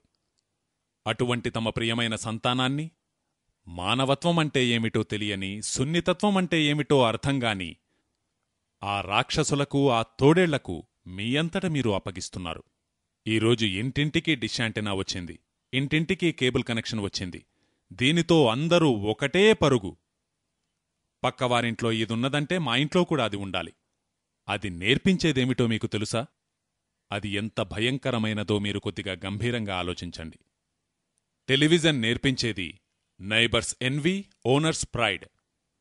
మీ ఇల్లు వెలిగిపోవాలి, పొరుగువారు కుళ్ళికుళ్ళి చావాలి. దీనర్థమేమిటో ఒక్కసారి ఆలోచించండి. మీ పొరుగింటివారు కుళ్ళికుళ్ళి సచ్చినప్పుడే మీ ఇల్లు వైభవంతో నిండినట్లు. మీ ధర్మం చెప్పేదేమిటి? పొరుగువారిని ప్రేమించండి. మరి టెలివిజన్ చెప్పేదేమిటి? పొరుగువారు ఈర్ష్యతో దహించుకుపోవాలని. ఈ వ్యాపార ప్రకటనలు చూసి మనం చేస్తున్నదేమిటి? మన పొరుగింటివారు కుళ్ళికుళ్ళి చావాలని మనం ఒనిడా తీసుకువస్తాం, మనం కుళ్ళి చావాలని వాళ్లు ఒనిడా తీసుకువస్తారు. ఒకరినొకరు నాశనం చెయ్యడానికి సర్వశక్తులు ఒడ్డుతున్నారు. ఇక ఏ క్షణానైనా వీళ్ల ఇళ్లు తగలడిపోవచ్చు. ఎప్పుడైతే నావంటి ఒక సామాన్యుడి మనసులో ఇటువంటి భావాలు ప్రవేశిస్తాయో అప్పుడేం జరుగుతుందో తెలుసా? మనమంతా ఆక్రోశిస్తూ ఉంటాం కదా, కరప్షన్, కరప్షన్, కరప్షన్ అని. ఈ కరప్షన్కి మాతృక ఏమిటి? ఈ కరప్షన్కి మూలమేమిటి? ఆ విషయాన్ని మీరు కొద్దిగా గ్రహించండి. నేను ఒక ఉదాహరణతో మీకు చాలా లోతైన విషయాన్ని వివరించడానికి ప్రయత్నిస్తున్నాను. ఎప్పుడైతే రాజీవ్ దీక్షిత్ వంటి ఒక సామాన్య యువకుడి మనసులో మన ఇంటికి ఒనిడా వచ్చినప్పుడే మన ఇంటి గౌరవం పెరుగుతుంది అన్న భావం స్థిరపడిపోతుందో, మన ఇంటికి బీపీఎల్ వాషింగ్ మెషిన్ వచ్చినప్పుడే మన ఇంటి వైభవం పెరుగుతుందన్న భావం నిలిచిపోతుందో, మన ఇంటికి కెల్వినేటర్, రెఫ్రిజిరేటర్ వచ్చినప్పుడే మనం గొప్పవాళ్లముగా గుర్తించబడతాం అన్న భావం కూర్చుండిపోతుందో, మారుతి కారు వచ్చినప్పుడే ప్రక్కవారి కంటే పైస్థాయిలో నేనుంటానన్న భావం నిలిచిపోతుందో, అప్పుడు రాజీవ్ దీక్షిత్ అనుకుంటాడు, నా జేబులో అయితే 10 రూపాయలు కూడా లేదు.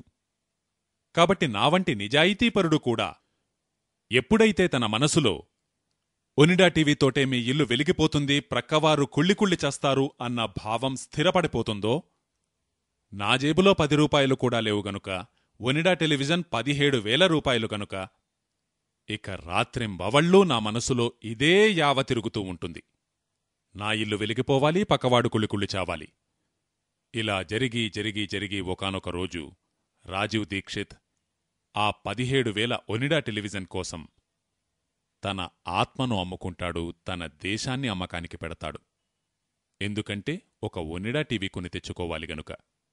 ఇక్కడి నుంచే ఒక నిజాయితీపరుడి అవినీతి ప్రస్థానం ప్రారంభమవుతుంది.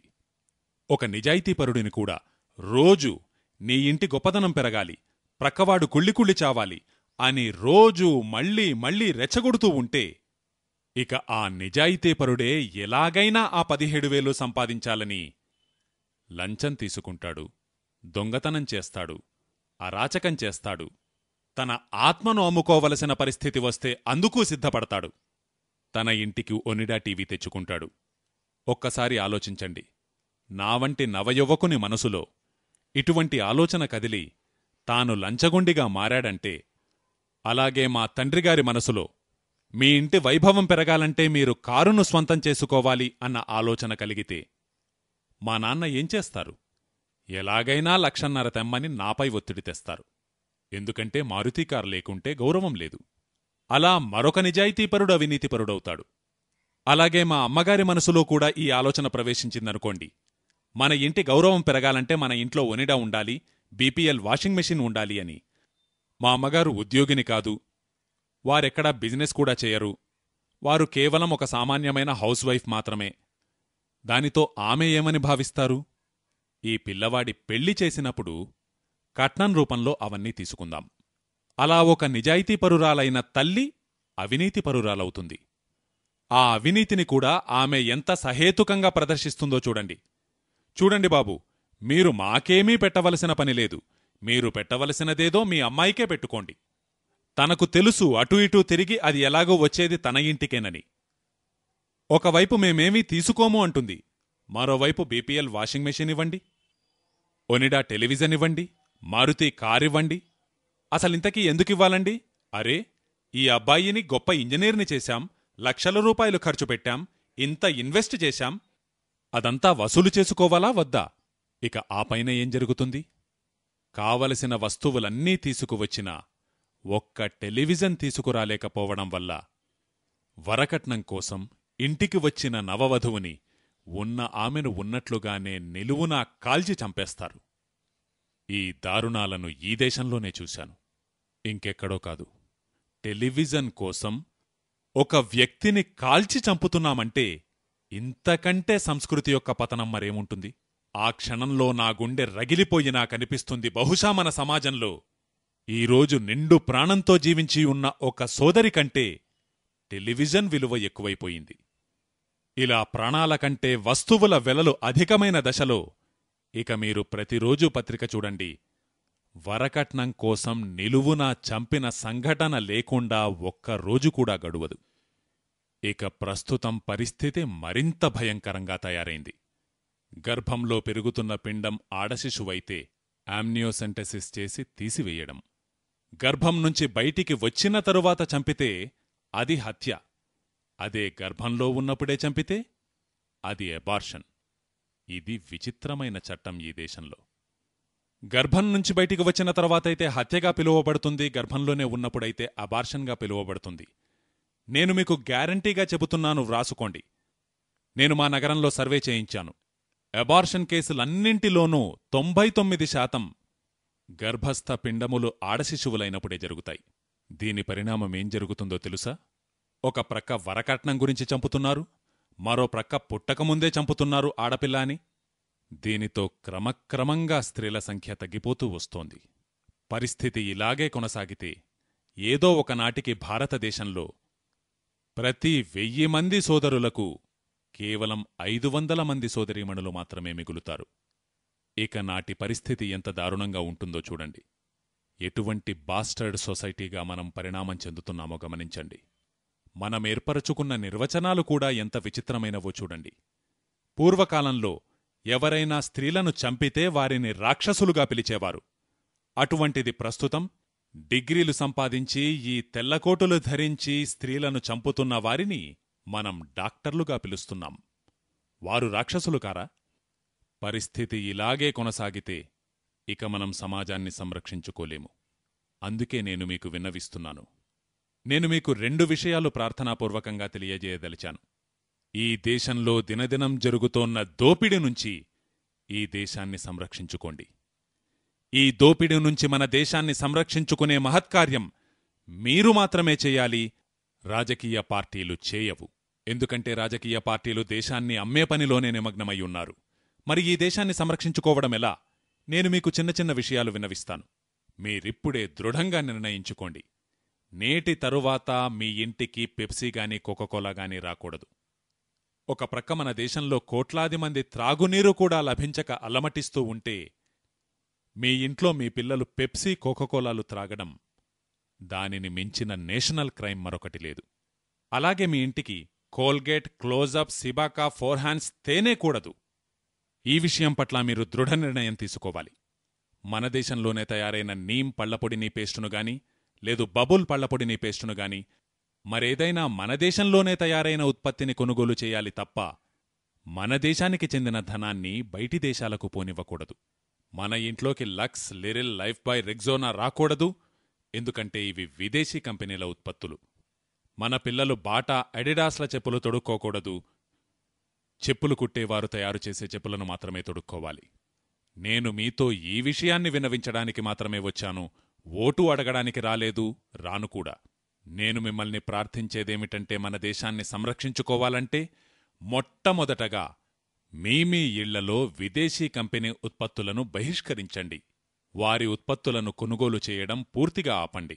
శత్రువులతో యుద్ధం చేసేటప్పుడు మొట్టమొదట వారి సప్లై లైన్ను ఆపడం జరుగుతుంది. ఈ సప్లై లైన్ మన ఇళ్లతో ముడిపడి ఉంది. మనం మన ఇళ్లలో రోజువారీ ఉపయోగానికిగాను విదేశీ ఉత్పత్తులను కొనుగోలు చేస్తున్నాం. తద్వారా మన సంపద విదేశాలకు తరలివెళుతూ ఉంది. అలా మీ డబ్బును విదేశాలకు పంపడం ఆపండి. మీ ఇళ్లలో స్వదేశీయతను పాటించండి. ఇక స్వదేశీయత విషయంలో నా అభిప్రాయమేమిటంటే టాటా, బిర్లా, దాల్మియా వీరి ఉత్పత్తులు స్వదేశీయమని కాదు. ఈ పొరపాటెప్పుడూ చేయకండి. నా ఉద్దేశ్యంలో వేపపుల్ల స్వదేశీయం. మన గ్రామంలో ఏదైనా సబ్బు తయారైతే అది నా ఉద్దేశ్యంలో నిజంగా స్వదేశీయం. మన గ్రామంలో తయారు చేయబడే చెప్పులే వాస్తవంగా స్వదేశీయం. నా ఉద్దేశ్యంలో స్వదేశీయం ఖాదీ వస్త్రాలు. నా భావాలలో స్వదేశీయత యొక్క నిర్వచనం సుస్పష్టం. నాకు అత్యంత సమీపంలో తయారై నా సాటి భారతీయునికి ఉపాధిని కల్పించేదే వాస్తవంగా స్వదేశీయమైనది. అదే నిర్వచనాన్ని మీరు పాటించండి. కనుక మన గ్రామంలో తయారయ్యేదే, మన నగరంలో తయారయ్యేదే వాస్తవంగా స్వదేశీయమైనది. ఈ పెద్దలైన టాటా, బిర్లా, దాల్మియా కూడా స్వదేశీయులు కాదు. ఎందుకంటే వీరు రోజూ విదేశీయులకు ముందు తమను తాము సరెండర్ చేసుకుంటున్నారు. రోజూ కొలాబొరేషన్ చేస్తున్నాయి. టాటా తనను తాను హిందుస్థాన్ లీవర్కు అమ్ముకుంది. పార్లే తనను తాను కోకాకోలాకు అమ్ముకుంది. మల్హోత్రా ప్రొడక్ట్స్ వారు జిల్లెట్కు అమ్ముకున్నారు. 30 అత్యున్నత భారతీయ కంపెనీలు మల్టీనేషనల్ కంపెనీలకు ముందు సరెండర్ అయ్యాయి. కనుక అవి విదేశీయ కంపెనీలుగా ఎప్పుడు మారతాయో చెప్పలేము. విదేశీయులు సాగించే దోపిడీలో తాము పాలు పంచుకోవాలని వీరు ఆలోచిస్తూ ఉంటే అటువంటి వారు స్వదేశీయులెన్నటికీ కాలేరు. స్వదేశీయత అంటే సరళత్వం. స్వదేశీయత అంటే నా గ్రామానికి చెంతనే తయారై నా సోదర భారతీయునికి ఉపాధిని కల్పించేది.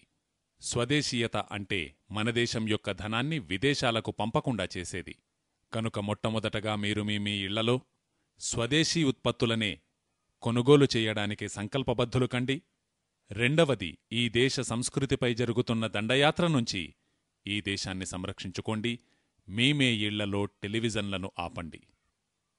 ఈ శక్తి మీ చేతుల్లోనే ఉంది. ఇందుకుగాను మీరు దేవెగౌడ నుంచి అనుమతి తీసుకోవలసిన అవసరం లేదు. ఈ పని చెయ్యడానికి మీరు రాజీవ్ భాయ్ పార్లమెంటులో బిల్లు ఆమోదించబడిన తరువాతే మేమీ పని చేస్తాం అనడానికి లేదు. రిమోట్ మీ చేతుల్లో ఉంది. ధైర్యం చేయండి, ఆఫ్ చేయండి. ఆఫ్ చెయ్యడానికి శక్తి ఏమీ అవసరం లేదు. మనసులో దృఢ సంకల్పం కావాలి, అంతే. మీరు ఆపినట్లయితే మీ పిల్లలు ఆపివేస్తారు. అంతేగాని ఒక ప్రక్క మీరు టీవీ చూస్తూ మీ పిల్లలను చూడవద్దు అనడం వీలుపడదు. ఈ టీవీని ఆపివేయడం వల్ల మీకెంతో సమయం కలిసొస్తుంది. మీకు కలిసొచ్చిన సమయంలో మీరెన్నో మంచి పనులు చేయవచ్చు. జీవితంలో మీ స్థాయికి తగ్గ పనులు చేయండి. నిర్మాణాత్మకమైన చర్యలు చేపట్టండి. ధార్మిక కార్యాలు చేయండి. మనకు ధార్మికతను తెలియజెప్పే సజ్జనులెందరో ఉన్నారు. వారి సందేశాలను పాటించండి. అన్నిటికంటే ఉత్తమమైన ధర్మం, మీ పొరుగింటికి వెళ్ళండి. వారి కష్టాలలో పాలు పంచుకోండి. మనం పొరుగింటికి వెళ్లడం మానేశాం. పొరుగింటివారు మనింటికి రారు. అందరూ కలిసిమెలిసి జీవిస్తూ సమాజాన్ని పటిష్టంగా ఉంచగలిగే సత్సంబంధాలు ఈరోజు కొరవడుతున్నాయి. పొరుగింటికి వెళ్లగలగడం మీరు ప్రారంభించాలంటే మీకు సమయం దొరకాలి. మీరు టీవీ చూడడం ఆపితే మీకెంతో సమయం కలిసొస్తుంది. చివరిగా మరొక విన్నపం. మీ పిల్లలను కాన్వెంట్ స్కూళ్లకు పంపకండి. యూరోప్లో ఎటువంటి పిల్లలను కాన్వెంట్ స్కూళ్లకు పంపిస్తారో మీకు తెలుసా? యూరోప్లో ఏళ్ల తరబడి ఒక పరంపర కొనసాగుతూ ఉంది. అనాథ పిల్లలుంటారు. తల్లిదండ్రులున్నా వారు పిల్లల్ని వదిలిపెట్టేస్తారు. అక్కడ ఆ పరంపర కొనసాగుతూ ఉంది. వందలు కాదు, వేల సంవత్సరాలుగా యూరోప్లో పిల్లల్ని అబాండన్ చేయడం అనే పద్ధతి కొనసాగుతూ ఉంది. ఈ మధ్య కొద్దిగా తగ్గింది. 14-15 శతాబ్దాలలో ఇది మరీ అత్యధికంగా ఉండేది. అలా తల్లిదండ్రులెవరో తెలియని పిల్లల కోసం అక్కడ కాన్వెంటు స్కూళ్లు తెరవబడ్డాయి. మరి మనమేం చేస్తున్నాం? తల్లిదండ్రులు ఉన్నటువంటి పిల్లల్ని కూడా కాన్వెంటు స్కూళ్లకే పంపుతున్నాం. మరి తల్లిదండ్రులు ఉండగా కూడా పిల్లల్ని ఎందుకు అనాథల్ని చేయడం? మన మనసుల్లో ఒక పెద్ద అపోహ ఉంది. పిల్లలు ఆంగ్లం నేర్చుకుంటే చాలా గొప్ప మేధావులవుతారు అని. ప్రపంచంలో దీన్ని మించిన అబద్ధం మరొకటి లేదు. కేవలం ఆంగ్లం వచ్చినందువల్లనే అభివృద్ధి చెందిన దేశం ప్రపంచంలో ఒక్కటి కూడా లేదు. నేను చూసిన 2 దేశాలను నేను ఉదాహరించగలను. ఒకటి ఫ్రాన్స్. యూరోప్ పరిభాషలో చెప్పాలంటే వారెంతగానో ప్రగతిని సాధించారు. నా వ్యక్తిగత అభిప్రాయం ప్రకారం వారు సాధించినది ప్రగతి కానే కాదు. అయితే యూరోప్ మాటల్లో చెప్పాలంటే ఫ్రాన్స్ ఎంతగానో అభివృద్ధి చెందింది, ఎంతో ప్రగతిని సాధించింది. ఫ్రాన్స్ మొత్తంలో ఎక్కడా ఆంగ్లంలో విద్యాబోధన జరగదు. ఫ్రెంచ్ భాషలోనే జరుగుతుంది. జపాన్లో వెళ్ళి చూడండి. ప్రాథమిక విద్య నుంచి హయ్యర్ ఎడ్యుకేషన్ వరకు జపనీస్ భాషలోనే విద్యాబోధన జరుగుతుంది. జర్మనీకి వెళ్ళి చూడండి. చిన్నతనం నుంచి మాతృభాష జర్మనీయే. ఇటలీకి వెళ్ళి చూడండి. చిన్నతనం నుంచి ఇటాలియన్. హాలండ్కు వెళ్ళి చూడండి. అక్కడ మాతృభాష డచ్లోనే విద్యాబోధన. ఏ దేశానికి వెళ్ళి చూసినా, లాటిన్ అమెరికాకు వెళ్ళి చూడండి, అక్కడ కూడా ఆంగ్లం అమలులో లేదు. ప్రపంచవ్యాప్తంగా ఆంగ్లం మాతృభాషగా కలిగిన దేశాలు 4, 5, 6, మహా అంటే 10కి మించవు. పైగా ఏ దేశాలలో ఆంగ్లం మాతృభాషగా ఉన్నదో ఆ దేశాలలో పెద్దగా ప్రగతి అంటూ జరుగుతున్నదేమీ లేదు. అమెరికాలోని యూనివర్సిటీలలో గత 10 సంవత్సరాలలో టాపర్స్గా బయటికి వస్తున్న వారందరూ ఆంగ్లేయేతరులే. ఈ విషయం గుర్తుంచుకోండి. గత 10 సంవత్సరాల్లో అమెరికాలోని ఏ యూనివర్సిటీ నుంచైనా టాపర్స్గా నిలిచిన వారెవ్వరూ ఆంగ్లభాషకు చెందినవారు కాదు. ఇతర దేశాలలో కూడా అదే పరిస్థితి. మన మనసుల్లో ఇదొక పెద్ద భ్రమ నిలిచిపోయి ఉంది. ఆంగ్లం బాగా చదువుకుంటే ఎంతో ప్రగతిని సాధిస్తాడు అని. ప్రపంచంలో ఎన్నో దేశాలు ఆంగ్లముతో పరిచయము కూడా లేకుండా ఎంతో ప్రగతిని సాధించాయి, ఎంతో అభివృద్ధి పొందాయి. జపాన్, ఫ్రాన్స్, జర్మనీ ఇలా ఎన్నో ఉదాహరణలు చెప్పవచ్చు. కనుక ఆంగ్లంలో చదివితేనే మన పిల్లలు ముందుకు పోగలరనే అపోహను మీ మనసుల నుంచి తొలగించండి. మీ పిల్లలు చక్కగా పురోగమించాలంటే వారి విద్యాబోధన మాతృభాషలో జరిగినప్పుడే అది సాధ్యం. మీ మాతృభాష గుజరాతీ అయినట్లయితే గుజరాతీలో చదివించండి. మీ మాతృభాష మరాఠీ అయినట్లయితే మరాఠీలో చదివించండి. ఆంగ్ల భాషలో చదివించవద్దు. ఈ ఆంగ్ల విద్యా విధానం లార్డ్ మెకాలే మన దేశంలో ప్రవేశపెట్టాడు. తను మన దేశాన్ని బానిసదేశంగా ఉంచడానికే ఈ విద్యా విధానాన్ని ప్రవేశపెట్టాడు. కనుక స్వతంత్రం వచ్చిన తరువాత కూడా మనం మన పిల్లలను బలవంతంగా బానిసలుగా మారుస్తున్నాం. తల్లిదండ్రులున్నప్పటికీ వారిని అనాథలుగా పెంచుతున్నాం. గుర్తుంచుకోండి, కాన్వెంట్ స్కూళ్ళున్నది అనాథల కోసమే. యూరోప్లో మీ పిల్లలు అనాథ పిల్లలు కారు గనుక, వారు చక్కగా తల్లిదండ్రులున్నటువంటి పిల్లలు గనుక వారిని కాన్వెంట్ స్కూళ్లకు పంపకండి. తద్వారా వారిలో ఆంగ్లేయ సంస్కృతి ప్రవేశించడం ఆగిపోతుంది. ఈ ఆంగ్లేయుల సంస్కృతి చాలా దారుణమైనది. ఈ ఆంగ్లేయుల సంస్కృతి ఎంత దారుణమైనదో అంత దారుణమైన వారు ఆంగ్లేయులు కూడా కారు. ప్రపంచమంతటినీ సర్వనాశనం చెయ్యడానికి తయారైంది ఈ ఆంగ్లేయుల సంస్కృతి. అదొక రాక్షస సంస్కృతి. అందులో ఏ విధమైన మానవీయ విలువలు లేవు, నైతిక విలువలు లేవు. కనుక 2-3 విషయాలు నేను చెప్పాను, మళ్లీ రిపీట్ చేస్తున్నాను. ఇంటింటా స్వదేశీయత, మీ పిల్లలకు మాతృభాషలోనే విద్యాబోధన కొనసాగించండి. ఈ ఆంగ్లం పట్ల మోహం నుంచి బయటపడండి.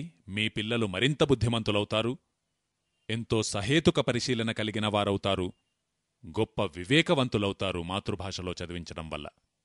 మరియు మీ ఇళ్లలో ఈ టెలివిజన్ అనే విషవలయం నుంచి మీరు బయటపడండి, మీ పిల్లలను సంరక్షించండి.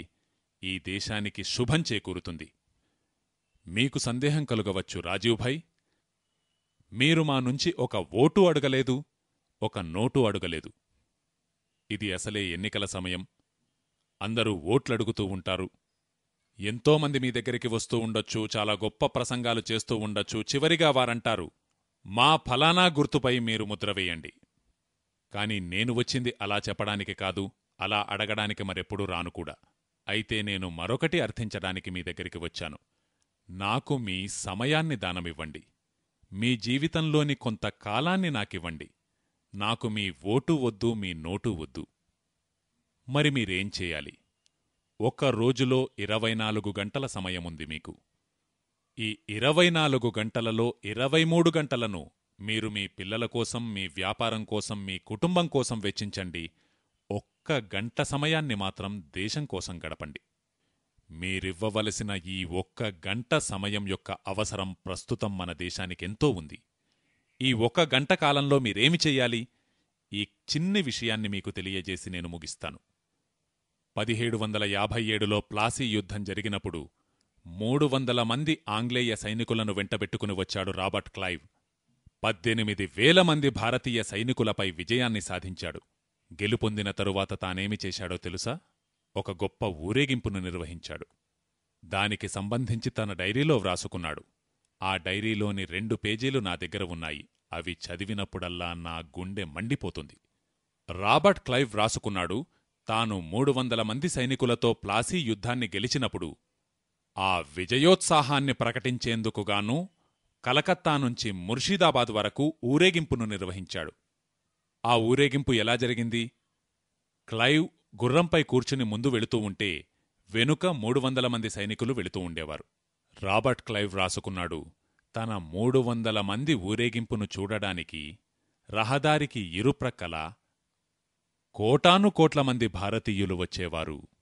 తను చిట్టచివరిగా ఒక వాక్యాన్ని వ్రాసుకున్నాడు.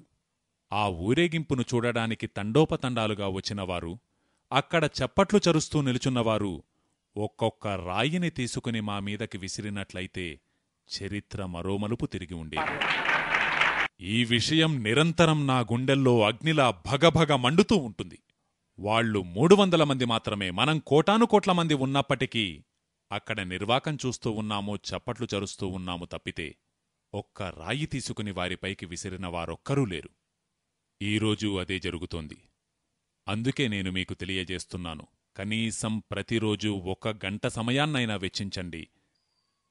ధైర్యం చేసి ఒక్క రాయినైనా విసిరికొట్టండి. మన పూర్వీకులు చేసిన తప్పునే మీరూ చెయ్యకండి. మరి మేము కొట్టవలసిన ఆ రాయి ఏమిటి అని మీరడుగవచ్చు. నేను మీకు చెప్పిన విషయాన్నే మీరు ప్రతిరోజు కనీసం ఇంకొక్కరికైనా చెప్పండి. కనీసం ఒకరికి చెప్పండి.